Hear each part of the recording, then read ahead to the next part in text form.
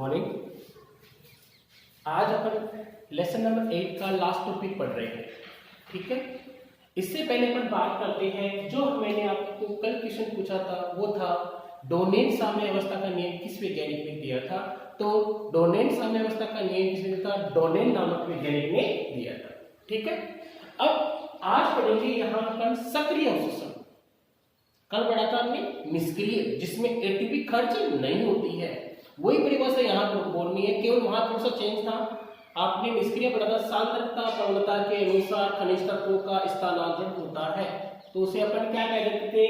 वहां पर निष्क्रिय अवशोषण, जबकि यहाँ पर कौन सा अवशोषण होता है? सक्रिय अवशोषण होता है। ठीक है, तो सक्रिय अवशोषण में क्या क्या डेफिनेशन होगी? जब खनिज तत्वों का स्थानांतरण या अवशोषण किसके दौरान होता है? सांद्रता प्रवणता के विरुद्ध होता है, अर्थात एटीपी खर्च होती है। यहां पर एटीपी खर्च होती है, अर्थात ऊर्जा खर्च होती है। इसे अपन क्या बोलते हैं? सक्रिय अवशोषण है। अब देखिए, अब टॉपिक शुरू करते हैं अपन। सक्रिय अवशोषण है, उसके लिए भी 3 सिद्धांत दिए गए हैं। सक्रिय अवशोषण के लिए 3 सिद्धांत दिए गए हैं। उनमें पहला है वाहक संकल्पना सिद्धांत। पहला कौन सा है? वाहक संकल्पना सिद्धांत। दूसरा दिया गया है आयन पंप या साइटोक्रोम पंप सिद्धांत। और तीसरा जो सिद्धांत है वो है विद्युत रासायनिक प्रवणता संकल्पना। ठीक है, ये 3 सिद्धांत दिए गए हैं। तो यहां पर मुख्य है क्या खर्च होती है? एटीपी। एटीपी खर्च होगी, यानी ऊर्जा खर्च होती है। अब देखिए, सबसे पहले सिद्धांत पढ़ते हैं, उसका नाम क्या है? वाहक संकल्पना सिद्धांत। वाहक संकल्पना सिद्धांत। अब देखो, इस सिद्धांत को किसने दिया था? वॉन डेन हॉर्नेट ने दिया था 1937 में। किसने दिया था? वॉन डेन हॉर्नेट ने 1937 में दिया था। ठीक है, अब इस सिद्धांत के अनुसार क्या कहा गया? पहले तो ये बताया गया है कि कोशिका और ऊतक का वह भाग, कोशिका यानी सेल या टिश्यू के लिए वह स्थान जहां पर खनिज लवणों का अवशोषण किसके दौरान होता है? एटीपी के दौरान। उस स्थान को क्या कहते हैं? द्वित स्थान। दोबारा देखिए, कोई सेल है, ठीक है, या टिश्यू है, उसमें अगर किन्हीं आयनों का अवशोषण किसके दौरान होता है?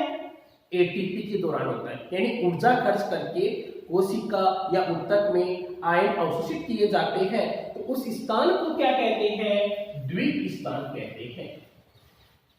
क्या कहते हैं? द्वित। यानी वहां पर जो कोशिका है चाहे ऊतक हो, वो क्या काम कर रही है? एटीपी के दौरान आयनों का क्या कर रही है? अवशोषण कर रही है। उस स्थान को क्या कहते हैं? द्वित स्थान कहते हैं। ठीक है, अब ये सिद्धांत देखो क्या है, किस प्रकार से, देखिए ध्यान देना चाहिए। देखो, इस सिद्धांत में ये कहा गया कि प्लाज्मा झिल्ली, ये मैंने समझने के लिए यहां पर एक प्लाज्मा झिल्ली बनाई है। तो प्लाज्मा झिल्ली है वो स्वतंत्र आयनों के लिए क्या होती है? अपारगम्य, अर्थात यहां से आयन उधर अंदर नहीं जा सकते।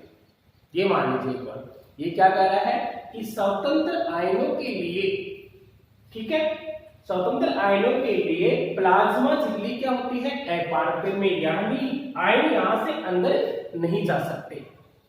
तो उसके लिए क्या होता है कि आयन जब अंदर प्रवेश करते हैं तो इस प्लाज्मा झिल्ली में विशेष प्रकार के प्रोटीन अणु होते हैं, जिसको मैंने इस कलर से बना दिया एक बार समझने के लिए। मान लीजिए ये क्या है? प्रोटीन अणु है। ठीक है, तो प्लाज्मा झिल्ली में पहली बात, प्लाज्मा झिल्ली में स्वतंत्र आयन के लिए क्या होती है? अपारगम्य। तो यहाँ प्लाज्मा झिल्ली में विशेष प्रकार के प्रोटीन पाए जाते हैं, जिन्हें क्या कहते हैं? वाहक। यानी इनके दौरान ही जो खनिज पोषक है या कह सकते हैं आयन है, वो अंदर की तरफ क्या होते हैं? गमन करते हैं। तो यहाँ प्रोटीन अणु को क्या कहा जाता है? वाहक। ये वाहक ही क्या काम करते हैं? जो भी आयन है उनको अंदर पहुंचाने का कार्य करते हैं। तो यहाँ देखिए आप, प्रोटीन अणु कौन से हो गए? वाहक। अब जब इन प्रोटीन अणुओं को क्या मिलती है? एनर्जी, यानी यानी मैंने यहाँ 3 पॉइंट लिखे। देखिए सबसे पहले वाहक क्या प्राप्त करता है? एटीपी। एटीपी का मतलब क्या हो गया? ऊर्जा। तो ऊर्जा ग्रहण करता है तो ये क्या हो जाता है? सक्रिय। मान लो किसी भी प्रोटीन के अंदर ऊर्जा आ गई तो वो कार्य करने के लिए या सक्रिय हो गया, ठीक है, सक्रिय हो गया प्लस एटीपी। तो यहां रिएक्शन लिखिए, देखना वाहक प्लस एटीपी, यानी वाहक यानी प्रोटीन के अणु वो क्या करते हैं? एटीपी को प्राप्त करते हैं और क्या हो जाते हैं? सक्रिय हो जाते हैं, यानी काम करने योग्य हो जाते हैं। और साथ में यहाँ एडीपी लिखा है तो इसका मतलब एटीपी से एडीपी जब बनता है तो वहां ऊर्जा खर्च होती है। ये ध्यान रखना हमेशा, जब एटीपी से किसका निर्माण होता है? एडीपी का, तो ऊर्जा खर्च होती है। तो ये मान लीजिए वाहक ऊर्जा खर्च करके क्या हो गए हैं? सक्रिय, ठीक है। तो मान लीजिए इस प्रोटीन अणु में वाहक ने क्या ग्रहण कर ली? ऊर्जा, तो ये क्या हो गया यहाँ पर? सक्रिय। ये सक्रिय समझने के लिए यहाँ पर मैंने एक और बनाता हूं राउंड, यानी ये प्रोटीन अणु क्या हो गया है? सक्रिय हो गया, ठीक है। फिर ये जो सक्रिय अणु है वो क्या ग्रहण करता है? आयन। कोई भी खनिज पोषक है या आयन है उसको क्या कर लेगा? ग्रहण कर लेगा, चाहे पॉजिटिव हो चाहे नेगेटिव हो। जैसे मान लो यहाँ पर पॉजिटिव आयन है, उसको इसने क्या कर लिया? ग्रहण कर लिया, ठीक है। अब ग्रहण कर लेता है तो आयन प्लस सक्रिय वाहक क्या बनाते हैं? वह आयन सम्मिश्रण। जब इसके अंदर क्या चला गया? पॉजिटिव आयन चला गया तो इसको कंप्लीट रूप से क्या कहेंगे अपन? वाहक आयन सम्मिश्रण। ये मान लीजिए ये तो था अपना प्रोटीन, अब प्रोटीन के अंदर ये अपना क्या आ गया? आयन, और ये क्या प्राप्त कर ली इसने? ऊर्जा। तो इसको कंप्लीट रूप से अपन क्या कहेंगे? सक्रिय वाहक सक्रिय सम्मिश्रण।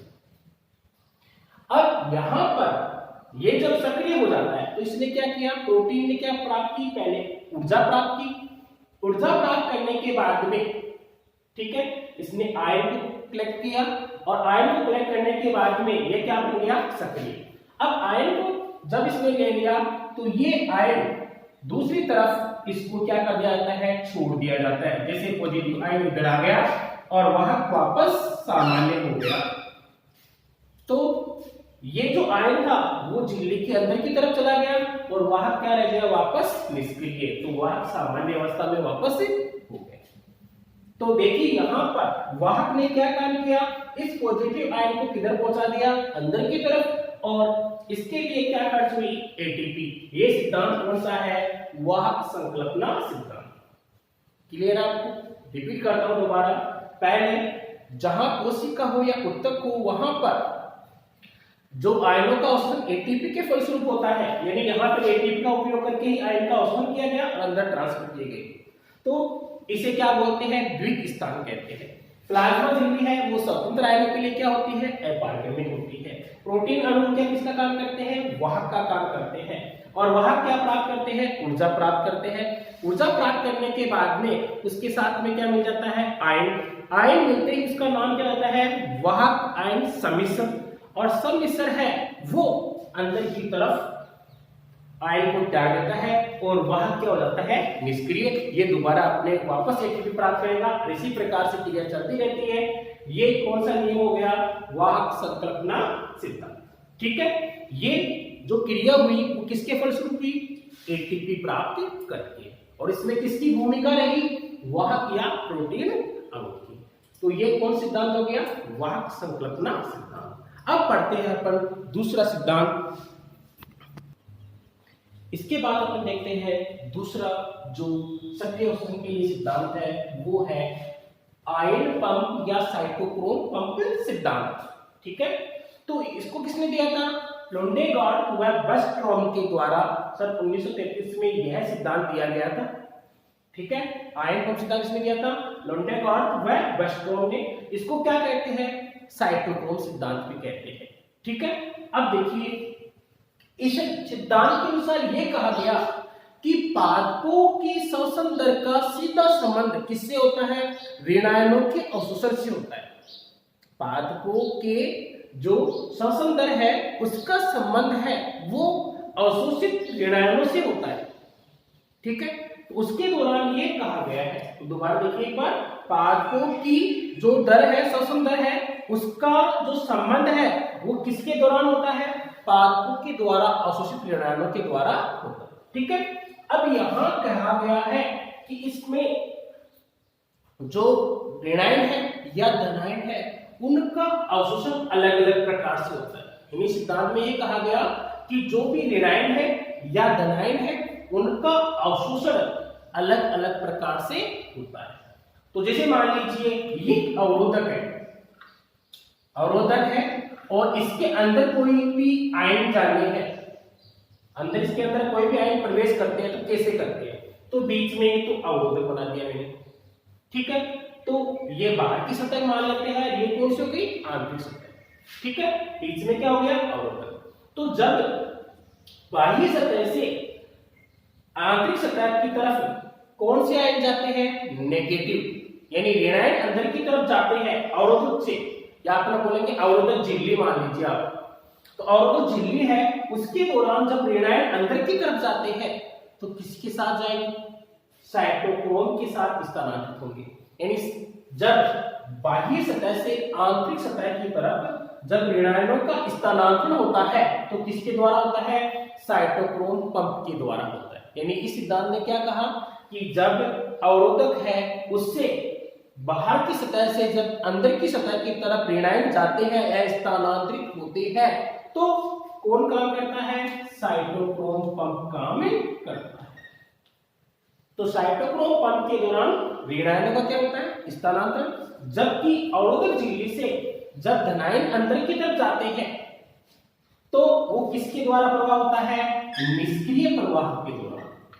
तो दो काम सीधे से आपको ध्यान रखना है। इस सिद्धांत के अनुसार अवरोधक झिल्ली के दौरान ऋणायन है वो अंदर की तरफ साइटोक्रोम पंप के द्वारा स्थानांतरित होते हैं, जबकि धनायन है निष्क्रिय प्रवाह के द्वारा अंदर की तरफ क्या होते हैं? स्थानांतरित होते हैं। ठीक है, अब इसके बाद अपन पढ़ते हैं तीसरा, विद्युत रासायनिक प्रवणता संकल्पना। इसके बाद अपन तीसरा जो पढ़ते हैं संकल्पना वो है विद्युत रासायनिक प्रवणता संकल्पना। ठीक है, तो यहां पर भाई अपन किसकी बात कर रहे हैं? सक्रिय अवशोषण। यहाँ भी ऊर्जा खर्च हुई है, यहाँ भी ऊर्जा खर्च होती है। अब यहाँ क्या बोल रहे हैं? विद्युत रासायनिक प्रवणता संकल्पना। ठीक है, तो इसके अनुसार ये सबसे पहले किसने दी थी? पीटर माइकेल ने दी थी। इसमें भी पीटर माइकेल ने दी थी। ठीक है, तो यहाँ इसके अनुसार ये कहा गया कि जो अवरोधक झिल्ली है, ये मान लीजिए झिल्ली, तो जो अवरोधक झिल्ली है उससे ऋणायनों का स्थानांतरण, इसका अवरोधक झिल्ली से ऋणायनों का स्थानांतरण किसके दौरान होता है? विद्युत रासायनिक प्रवणता के अनुसार होता है। और इसमें किसकी भूमिका रहती है? एटीपीज एंजाइम की बहुत भूमिका रहती है। तो देखिए यहां आयन में देखा था आपने, ठीक है, नेगेटिव आयन का स्थानांतरण हुआ था, पॉजिटिव आयन का क्या हुआ था? स्थानांतरण हुआ था। तो नेगेटिव आयन का इसमें किसके द्वारा हुआ था? साइटोक्रोम पंप के द्वारा। जबकि पॉजिटिव आयन का किसके द्वारा हुआ था? निष्क्रिय। जबकि यहां पर क्या कहा गया है कि जैसे नाम दे दीजिए विद्युत रासायनिक प्रवणता, तो आपको यह बोलना है कि जब अवरोधक झिल्ली से ऋणायनों का स्थानांतरण किसके दौरान होता है? विद्युत रासायनिक प्रवणता के अनुसार होता है, तो अपन क्या कहेंगे उसको? विद्युत रासायनिक प्रवणता संकल्पना कहते हैं। ठीक है, अब इसके कारण विद्युत रासायनिक प्रवणता के कारण जब ऋणायनों का यहाँ पर क्या हो रहा है? स्थानांतरण, तो इसके लिए कौन सा एंजाइम महत्वपूर्ण होता है? एटीपीज एंजाइम महत्वपूर्ण होता है। ठीक है, अब आज आपने पूरा लेसन कंप्लीट कर चुके हैं। अपन लेसन नंबर 8 पूरा कंप्लीट हो चुका है। हमने लेसन नंबर 5, 6, 7, 8 ये चारों लेसन पढ़ चुके हैं अपन। ठीक है, अब अपन पढ़ेंगे लेसन नंबर 9 जो एंजाइम के लिए है। ये चारों चैप्टर है वो आपको अच्छी तरह तैयार करने हैं, क्योंकि ये बोर्ड एग्जाम में कितने नंबर के आते हैं? 9 नंबर के आते हैं। तो आपको इनको अच्छी तरह तैयार करना है। जब अपना चैप्टर 9 कंप्लीट हो जाएगा तो अपन एक साथ इस यूनिट का टेस्ट रखेंगे कंप्लीट, लेसन नंबर 5 से लेकर 9 तक। तो आज ही आपको मैं बोलता हूँ 9 चैप्टर अपना हो जाएगा। तो अगले गुरुवार को अपन 5, 6, 7, 8, 9 से क्वेश्चन रखेंगे कंप्लीट, ठीक है। और अभी देखिए, तो आपको अच्छी तरह तैयारी करना है। टेस्ट में जो भी होगा आपको सिलेबस 2 दिन पहले बता दिया जाएगा और बिल्कुल आपको इनको अच्छी तरह तैयार करना है, ठीक है। और टेस्ट में जो भी है, अभी आप तो केवल सभी को तैयार कीजिए, ठीक है। टेस्ट में होगा जो आपको मंडे को बता दिया जाएगा कि ये चैप्टर दिए जाएंगे, ठीक है। और जो भी पीछे वाला कोई भी आपको समझ में नहीं आए वो आप मेरे को पूछना। अब रहा आज के टॉपिक का क्वेश्चन, ठीक है। तो अपन यहाँ आज के टॉपिक से क्वेश्चन लेते हैं, वो है, हाँ, तो आज के टॉपिक का क्वेश्चन है वो है विद्युत रासायनिक प्रवणता संकल्पना। विद्युत रासायनिक प्रवणता संकल्पना किस वैज्ञानिक ने प्रस्तुत की थी, ठीक है। सभी को कमेंट बॉक्स में इसके बारे में डालना है, क्योंकि जो भी कमेंट होंगे 6 दिन के, उनके प्रत्येक के 2 नंबर होंगे और कुल 12 नंबर के कमेंट होंगे। तो सभी बच्चे जब कमेंट नहीं करेंगे तो नंबर नहीं दिए जाएंगे। तो सभी बच्चों को वीडियो को अच्छे से देखना है, फिर कमेंट करना है। Thank you.